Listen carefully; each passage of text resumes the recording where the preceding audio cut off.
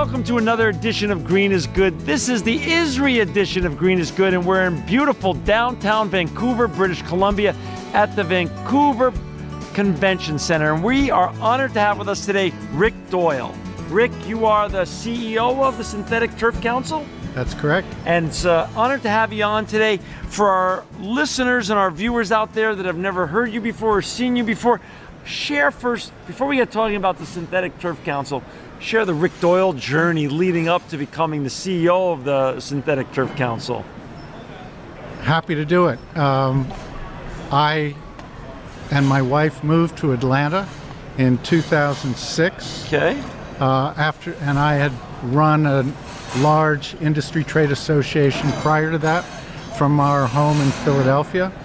But our daughters moved to Clemson and University of Georgia. Nice. So we followed them down, and I wanted to stay in the industry. Good dad. Reached out, and Synthetic Turf Council asked me to become their first CEO. Great. And for our listeners out there and viewers, to learn more about Rick's organization, you could go to syntheticturfcouncil.org, syntheticturfcouncil.org. What is the Synthetic Turf Council?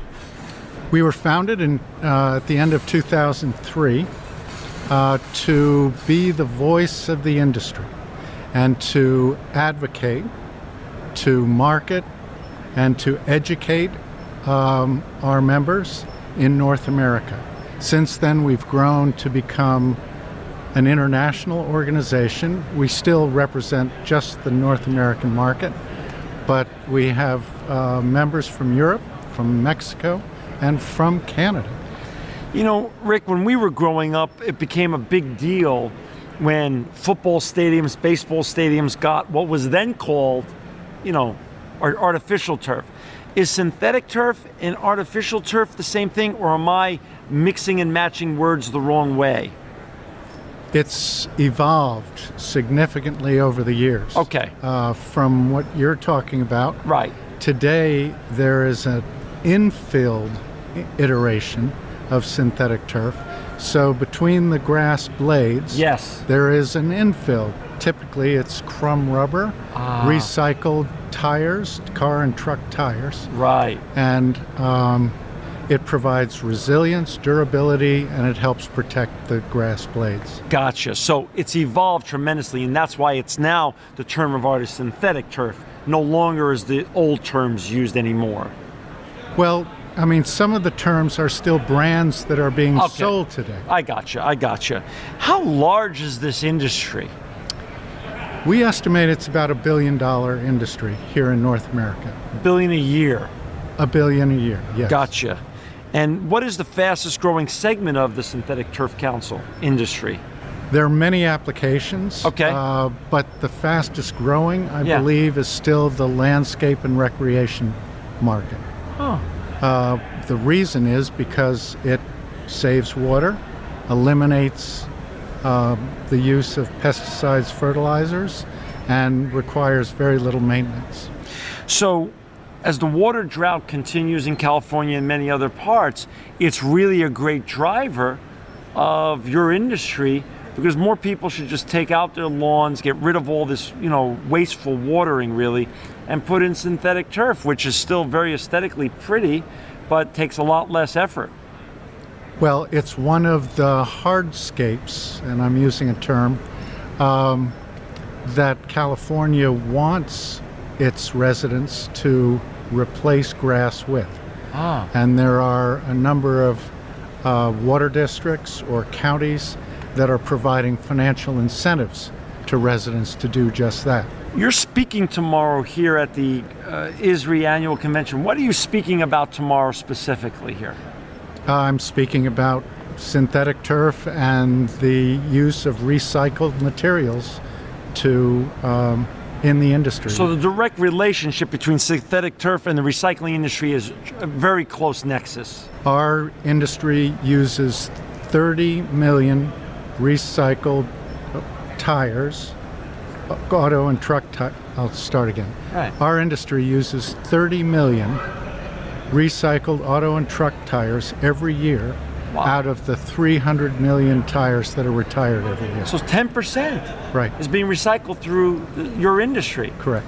How much is that growing every year? Is that growing by what percentage approximately?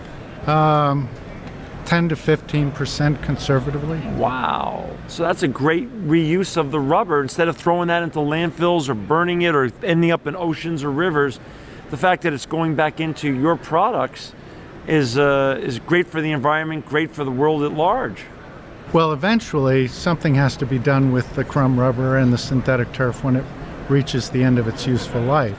Okay. So that's one of the challenges. Okay. Because it's costly to develop alternatives for recycling. So a lot of the turf is reused rather than recycled right now because it's not economically feasible for the owners to recycle. They would much rather spend less money and send the material, if it hasn't been reused, to the landfill, which is a shame. And Right. something our industry is working hard to solve. What are the professional applications? Are many football, baseball, and other sports facilities using your products more than ever now that there's a rubber component that also protects these multi-million-dollar players? On the sports field side, Yeah, since synthetic turf can be used 24/7, right. which isn't possible with a grass field, Yeah, it's a great option. So a lot of colleges and schools are switching to synthetic turf. About 13 NFL stadiums are synthetic. All their each team has a practice field that's synthetic turf. On the landscape and recreation side, I've mentioned the benefits, but as a result, a lot of it provides an accessible surface for playgrounds.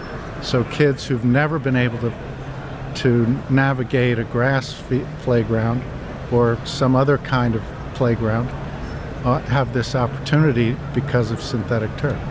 And Wow. rooftops and even landfills are now being closed with synthetic turf over them. over them. Wow. So what's the science show in terms of if you or I were football owners and we were at the annual NFL meeting and we were doing a comparison of our stadiums? I have natural grass in mine. You have synthetic turf in yours. Maybe one of our colleagues has some other type of field in his. Which is the safest? Who has the least amount of injuries? What does the science and the numbers show? It's been carefully studied by the World Organization for Soccer, FIFA, Yeah. and they've determined that there is no difference in terms of injury rates. Kidding. So, but I sit on an NFL committee, the purpose of which is to make sure that every synthetic turf field and every grass field plays similarly. So it evens the playing field. So they all play similarly in terms of speed and efficiency and playability. Let me just restate. So the NFL wants all the synthetic turf fields to play the same, Okay. and they want all the grass fields to play the same. That makes sense. Okay. Are there any other fields that are possible besides those two? So those are the two it's either your state of the art or it's grass. There's nothing in between. Actually, there's a hybrid, Okay. which is grass and synthetic. And that surface is used in very cold climates where it's impossible to grow grass Okay. during the football season. Okay. And how does that work? Is that working well? Is that Yeah, the hybrid it's works working. well? Yeah. It works fine. What are some of the new technologies that are cutting edge that you could speak to our audience about in your industry that you're excited about, that you go out and advocate and evangelize about, that's what you do as the CEO of the Synthetic Turf Council? One of the big advantages or innovations that has been introduced recently Yeah. significantly cools the synthetic turfs. Synthetic turfs made out of plastic. Right. So in direct sunlight, it gets very hot. So you need to manage the play of your players just as you would if they were playing on grass. And they've been able to introduce a new technology that brings the temperature down, so it's very playable. Gotcha. And what are some of the marketing and educational programs that your council works on a regular basis? And do you have an annual conference?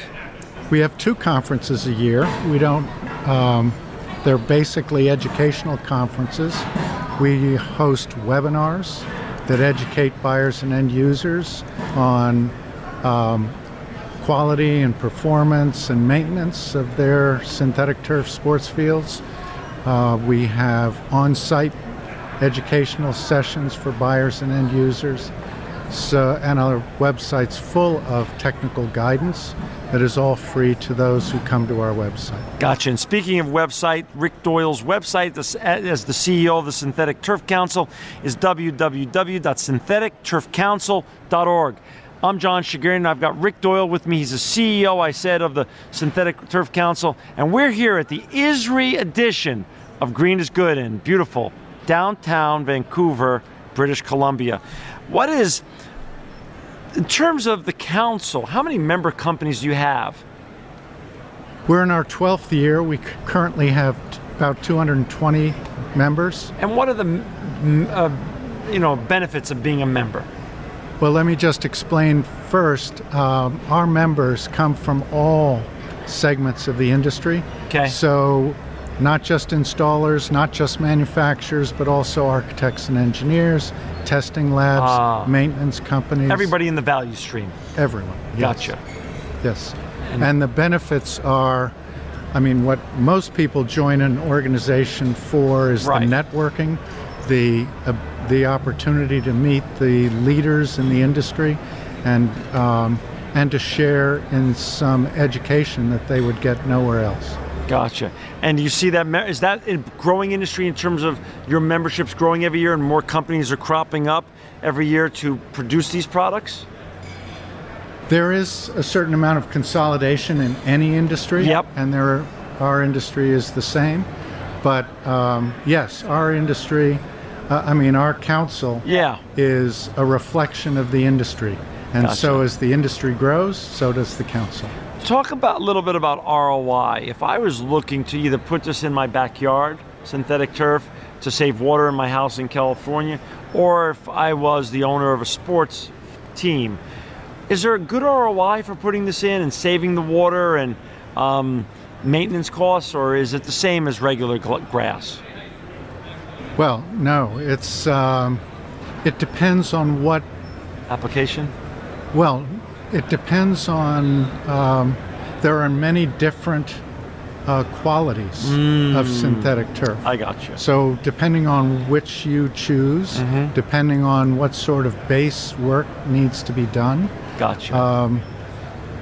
The return could be 4-5 years. Depends on the cost of water in your particular area. I gotcha. So the ROI really is tied to the 2 factors of cost of water versus the application you choose to put in for the specific use. I spend at home $400 a month on water in the summertime. Wow. So that's significant.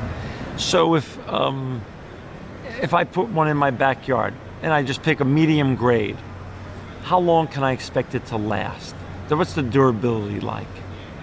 Well, the durability of a landscape synthetic grass is significant because you're not using it like you would a sports field.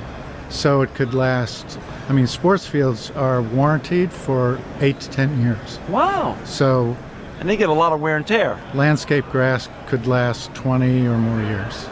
What final thoughts do you have for our audience about making the switch? If they're thinking about it or they're looking at lots of options, what can you share with them, do's and don'ts, about assessing synthetic turf and maybe using it as an option at their school, if they're making decisions at some university or at some high school level or a professional team, or for just the general homeowners across the United States and around the world?